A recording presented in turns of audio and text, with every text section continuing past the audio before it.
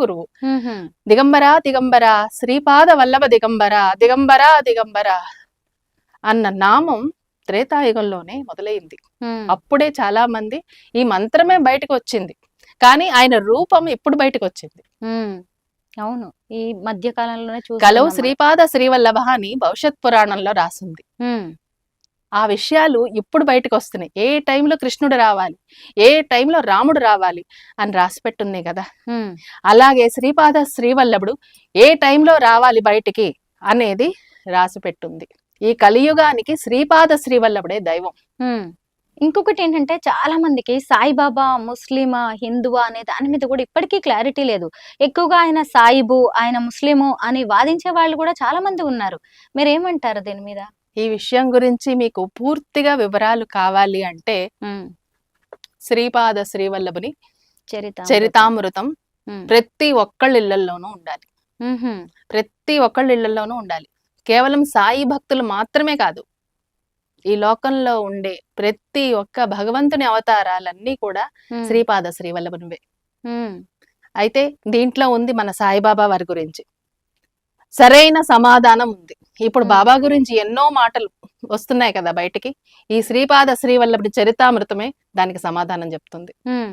ఇది 700 సంవత్సరాల క్రితం రాసిన చరిత్ర.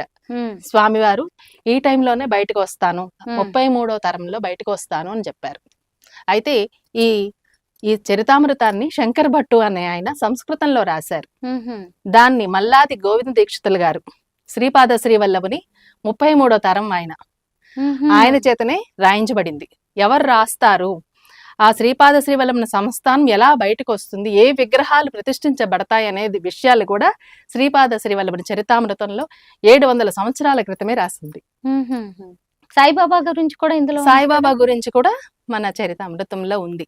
ఎందుకంటే అల్లాహ్ అంటే శివశక్తి సమన్వయం అని అర్థం అరబ్బీ భాషలో. అయితే అల్లాహ్ మాలిక్ అంటాడు కదా బాబా వారు, సబ్కా మాలిక్ ఏక్ హై, సబ్కా మాలిక్ ఏక్ హై అన్నాడు. అంటే ఆయన ముస్లిం కాదు, అందరి దేవుడు ఒక్కడే, అందరికి యజమాని. హిందూ ముస్లిం అన్ని ధర్మాలను, సనాతన ధర్మాలని ఏకం చేస్తూ ఆ ధర్మాల్ని రక్షించడం కోసం ఆయన అవతారం తీసుకున్నాడు. అందరూ సమానమే అని చెప్పడం కోసం ఆయన అసలు హనుమంతుల వారు. షిరిడి సాయిబాబా ఎవరు అంటే ఆంజనేయ స్వామి. ఎలా అంటే శ్రీపాద శ్రీవల్లభుడి చరితామృతంలో ఉందన్నమాట. శ్రీపాద శ్రీవల్లభుడు 16వ ఏటన తన యోగ మార్గం ద్వారా బదరికారణ్యం, కాశీ ఇవన్నీ కూడా తిరుగుతూ ఉంటారు.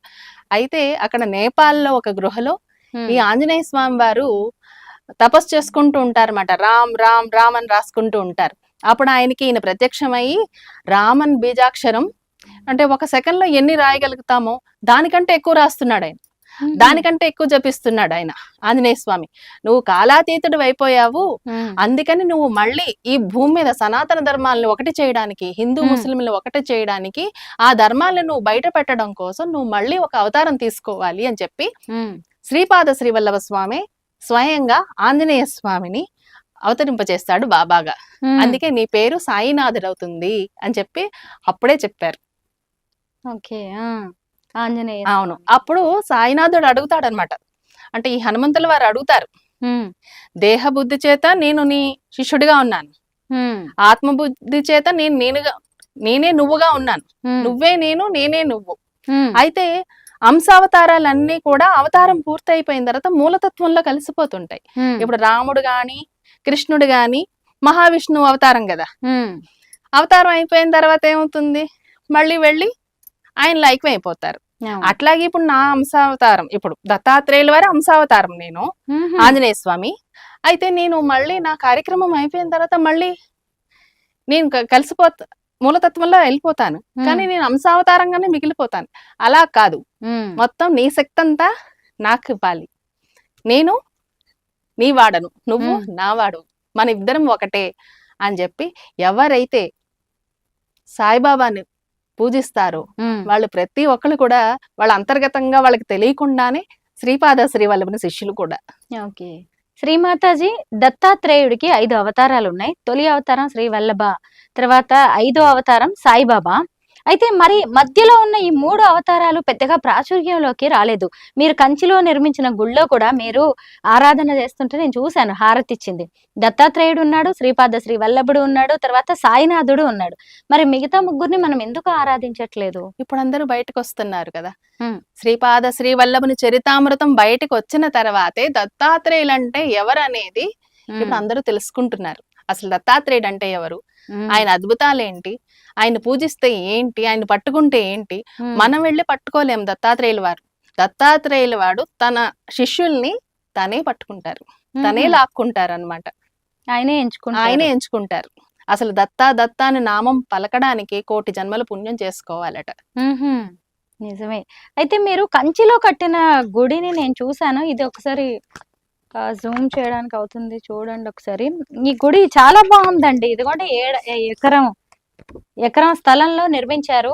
సాయిబాబాని పూజిస్తూ, ఆ తర్వాత శ్రీపాద శ్రీ వల్లభుడిని కూడా పూజిస్తూ, స్వామివార్ల ఆజ్ఞలతోనే మన తెలుగు మహిళ చెన్నై, తమిళనాడులోని కంచిలో ఒక ఆలయాన్ని, అది కూడా ఎకరం స్థలంలో నిర్మించడం అంటే మామూలు విషయం కాదు. ఒక్క గుడి కాదు, చూసారా ఎన్ని గుళ్ళు కనిపిస్తున్నాయో.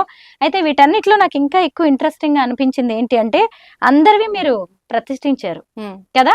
దత్తాత్రేయుడి అన్ని అవతారాలు కూడా ఇక్కడ కనిపిస్తున్నాయి. ఇంకా మీ గుళ్ళో ఏమేమి ఉన్నాయి? శ్రీ దత్తాత్రేయుడు ఉన్నారు, శ్రీ నాగదేవత, శ్రీ సరస్వతీదేవి, శ్రీ బాలదుర్గ, తర్వాత శ్రీ వినాయకుడు, శ్రీ బాలమురుగన్, శ్రీ షిరిడి సాయిబాబా, శ్రీపాద వల్లభుని పాదుకలు, శ్రీచక్రం, శ్రీ దత్తాత్రేయుని పాదుకలు, వీటన్నిటిని ఆ గుళ్ళో మీరు ప్రతిష్ఠించారు. అవును, ప్రతిదీ కూడా ఆయన అనుమతితోనే. ఇప్పుడు శ్రీపాద శ్రీవల్లభుని పంచలోహ విగ్రహం 16 అడుగులు చేయమని ఆయన ఆజ్ఞాపించారు. దాని నిమిత్తంగా ఇప్పుడు ఆయన 16 అడుగులు శ్రీపాద శ్రీవల్లభ స్వామిని పని ప్రారంభమైంది, ఇప్పుడు జరుగుతోంది. తొందరలోనే ప్రతిష్టాపన కార్యక్రమం ఉంటుంది. అక్కడ 1,000,000 శ్రీచక్రాలు ప్రతిష్ఠించమని చెప్పి స్వామివారి ఆజ్ఞ. ఇప్పుడు లలితా త్రిపుర సుందరి కూడా ఇప్పుడు 3 అడుగుల అమ్మవారు రాబోతుంది పంచలోహ విగ్రహంలో. ఎందుకంటే నేనే త్రిపుర అన్నాడు. అమ్మవారికి అయ్యవారికి భేదం లేదు. ఇక్కడ పురుష రూపంలో దత్తాత్రేయుడు రూపంలో ఉన్నాడు, స్త్రీ రూపంలో అమ్మవారి రూపంలో లలితా త్రిపుర సుందరి ఉంది అన్నమాట. అయితే ఇంకొకటి ఏమనిపించింది నాకు, శ్రీ బాలదుర్గ, నాగదేవత, ఇవన్నిటి కూడా వీటిని కూడా ప్రతిష్ఠించారు. ప్రత్యేక ఏమన్నా కారణం ఉందా? ఒక 15 సంవత్సరాల ముందే ఒక ఆమె కాకినాడలో ఒక ఆవిడ ఉంటారు. నేను మామూలుగా ఎవరితోనో వెళ్ళాను, ఆవిడ ప్రశ్నలు చెప్తుంటారు అని చెప్తే నేను ఆవిడతో పాటు వెళ్ళాను అనమాట. వెళితే ఆవిడ, నువ్వు గుడి కట్టేటప్పుడు నీతో పాటు ఒక అమ్మవారు నాగదేవత నీతో వస్తుంది అని చెప్పడం జరిగింది. అట్లాగే నేను మందిర నిర్మాణం చేసేటప్పుడు పాదుకా ప్రతిష్ట ఫస్ట్ టైం 2017లో చేసేటప్పుడు కరెక్ట్ గా మా ఇంటి దగ్గర ఒక గుడి ఉందన్నమాట, భవానీ మాత గుడి. మేమందరం పాదుకలు వ్యాన్ లో పెట్టుకొని వెళ్తున్నప్పుడు కరెక్ట్ గా ఆయన, అమ్మ లలిత ఉండు ఒక నిమిషం, దుర్గాదేవి నీతో వస్తానంటుందని చెప్పి ఒక దుర్గాదేవి విగ్రహమును నాగశిలను నాతో ఇచ్చారనమాట. ఆ నాగశిలలో లోపల